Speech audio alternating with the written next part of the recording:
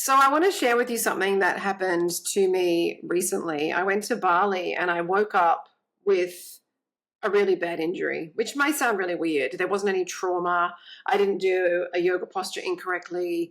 It was just I woke up and I was in intense pain and I could hardly walk. So my hip and my sacrum was so out that it was honestly almost unbearable. I couldn't roll over in bed.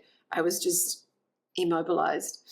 And I came back to Sydney and I worked with someone, a chiropractor, and he was great. And he was like, you need to strengthen this and this is weak and la la la. And we did some stuff and it got marginally better over time. Like over a couple of months, it was getting marginally better. And then I realized, knowing what I know about the body-mind complex, that this was more than just physical and that there was an emotional, mental component that needed to be addressed.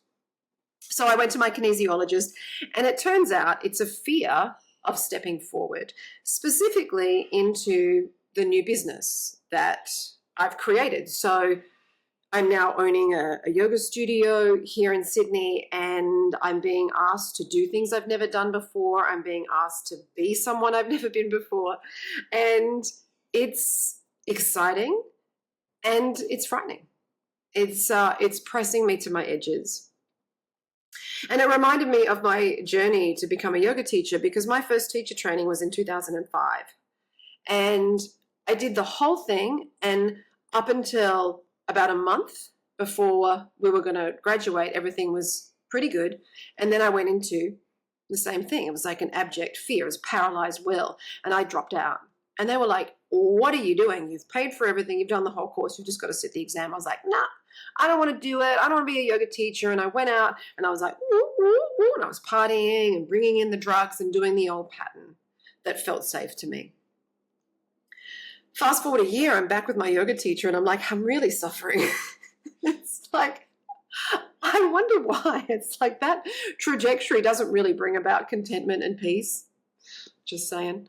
And I said, what do you think I should do? And she's like, well, you could finish the teacher training. She was part of that teacher training. And I was like, okay, I'm going to commit to that. So I go back to a group that's halfway through. It's so random. I'm like, hi, I tried this before. It didn't work. I'm going to try it again.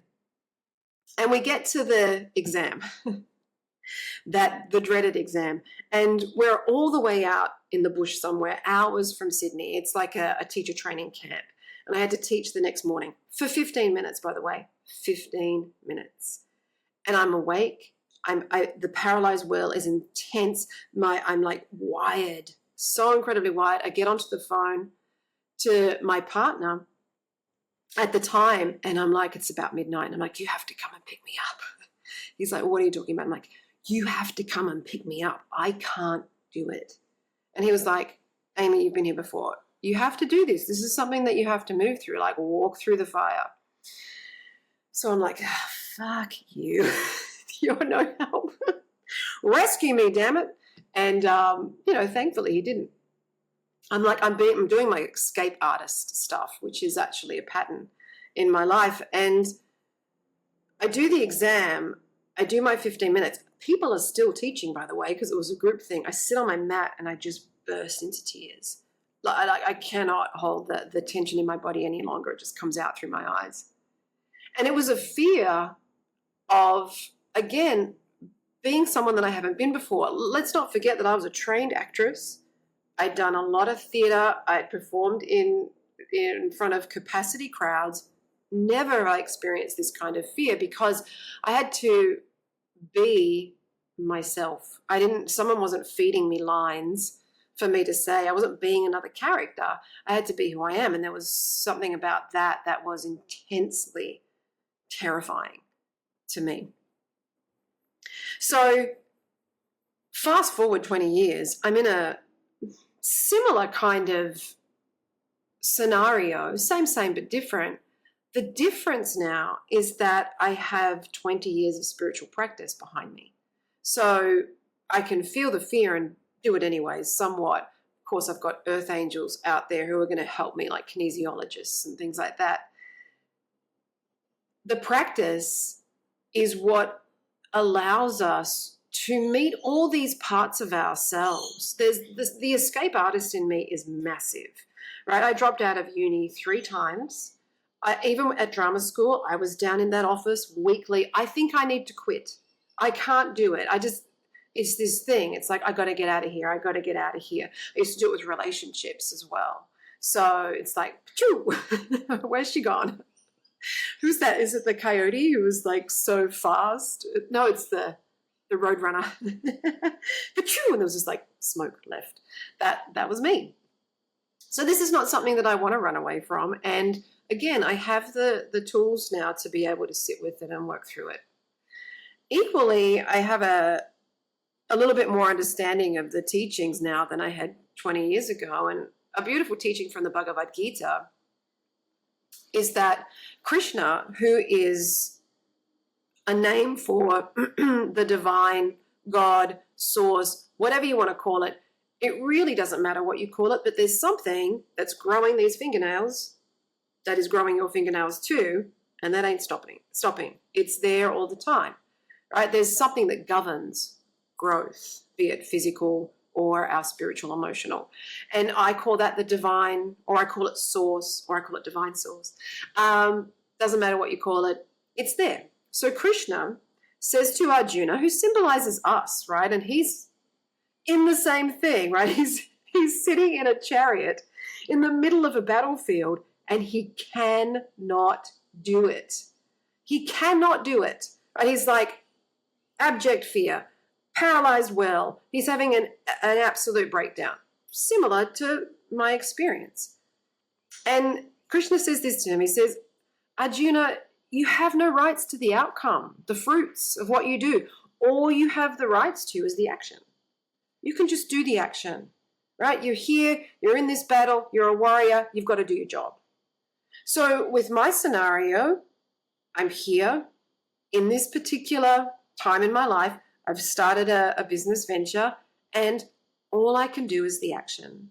All I can do is plant the seeds, make sure the conditions are right, sunlight, water, that's it. Then I'm like hands off the steering wheel. I got to hand it over to Source, which is governing growth and is so much more magnificent and powerful than any challenge that I could ever meet in this lifetime. So it's a beautiful teaching, and I'm consistently needing to remember that. Whenever I go into panic, I come back to, I'm just going to hand that over. All I can do is the action. All I can do is the action. Something else is coming up as well. It's when life squeezes you, what comes out is what's inside, right? So Wayne Dyer gives a beautiful analogy. If you squeeze an orange juice, what comes out? If you squeeze an orange, what comes out is orange juice. If you squeeze a human being, what comes out is what's inside them, right? So inside of me, there's some fear, there's some doubt, there's a little bit of panic, there's, the stuff. And so how wonderful is the auspicious squeeze? I talked about this before, that when life squeezes us, it's going to show us what's inside of us. So, and it's a fantastic time. One of my best friends, Persia Juliet, she does it so beautifully, and she calls it the reframe. It's a great time for a reframe. So I can turn that doubt, that fear, into faith. And again, Bhagavad Gita, Shraddha. Shraddha is a deep faith in that which is unknown. That future, the business, everything, unknown, don't know, have no idea how it's going to unfold. All I can do is the action and infuse it with some faith. And I can turn this worry into gratitude. Thank you for this circumstance that is showing me everything that needs to be healed. Thank you for this squeeze. It's showing me where I'm not yet in charge of my own self. Thank you. So I just wanted to share it today because I shared it in class this week, and honestly, I feel like everyone just went, oh, like there was a sense of relief, because we put ourselves under so much pressure and also misperceive that everyone else is kind of doing it well. And I know that that I'm a yoga teacher. I'm comfortable in front of people now. I can speak in front of crowds, all that sort of stuff. Nobody knows the journey that I've had to get there, because 15 minutes of yoga, that's all I had to teach, and I couldn't do it. And I ended up in a flood of tears on the mat. Like that's the humble beginning of this journey, right? And that, over time I've developed that. And I think it's important that we share these things, because there's nothing more powerful than hearing your own stuff and your own story through somebody else's. There's a beautiful story by Rumi, and I've shared it in class before, and I'll finish with this. It's the story of a chickpea. And Rumi is explaining his relationship with the divine, right, with source. And he says, it's like being a chickpea, and I'm thrown into the pot, and the water gets so hot, and it's boiling, and I'm burning up, and I cry out, please, please stop, it's burning me. Please stop burning me. And the divine says, I will keep doing this. I will keep doing this until you get as soft and as delicious as I know you can be. And when it's over, the only thing that you will cry out is thank you. Have a beautiful day. Lots of love.